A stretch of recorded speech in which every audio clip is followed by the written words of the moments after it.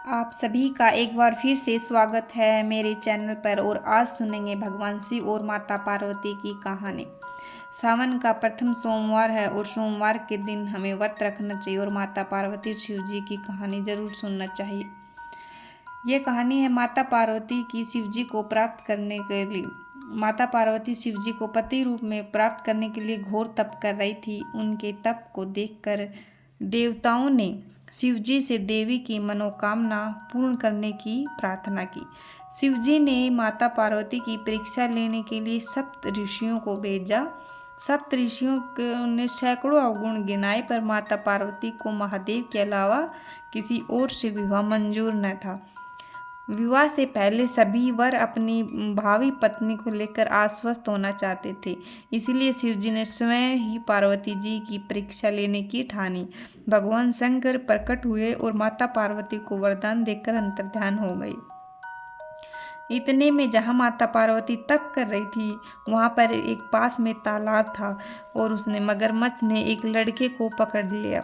जान बचाने के लिए वह चिल्लाने लगा। पार्वती जी से उस बच्चे की चीख सुनी और वो वहाँ गई। वो द्रवित हृदय होकर वह तालाब पहुँची और उन्होंने मगरमच्छ से कहा, हे ग्रास, इस लड़के को छोड़ दो। मगरमच्छ बोला, दिन के चढ़े पहर में जो मुझे मिलता है उसे मैं अपना आहार समझकर स्वीकार करता हूँ। यह मेरा नियम है। ब्रह्मदेव ने दिन के चढ़े पहर इस लड़के को भेजा है, मैं इसे क्यों छोड़ूं? पार्वती जी ने विनती की, तुम इसे छोड़ दो और बदले में जो तुम्हें चाहिए वो मुझसे कहो। मगरमच्छ बोला, एक ही शर्त है, पर मैं इसे छोड़ सकता हूँ। आपने तप करके महादेव जी से जो वरदान लिया, यदि उस तप का फल मुझे दे दो तो मैं इसे छोड़ दूंगा। माता पार्वती जी तैयार हो गई।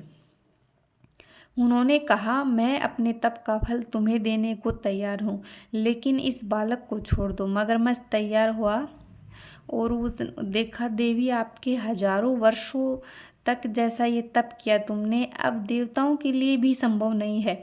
उसका सारा फल इस बालक के प्राणों के बदले चला जाएगा। पार्वती जी ने कहा, मेरा निश्चय पक्का है, मैं तुम्हें अपने तप का फल देती हूँ, तुम इसको जीवन दे दो।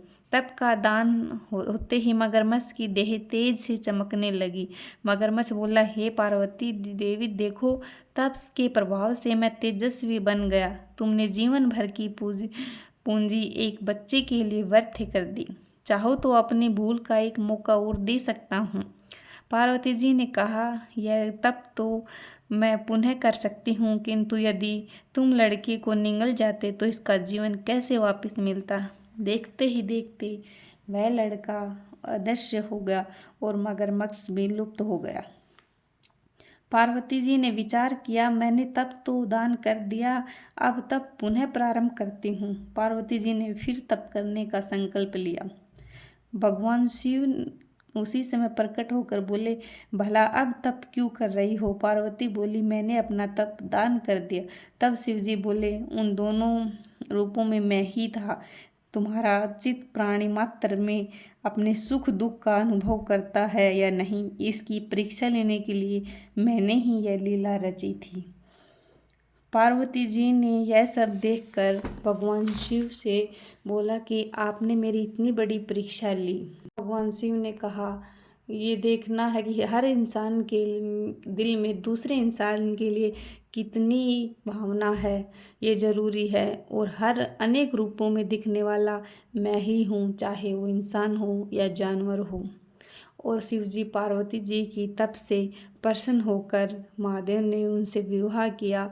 और उस दिन से, उस महीना सावन का था और तब से सोमवार और सावन में जो शिवरात्रि आती है वो पर्व मनाया जाने लगा। सावन सोमवार कुंवारी लड़कियां, लड़के, पुरुष, स्त्री सभी करते हैं और ये करने चाहिए, क्योंकि सावन के महीने में आध्यात्मिक होने का एक बहुत ही अच्छा मौका रहता है।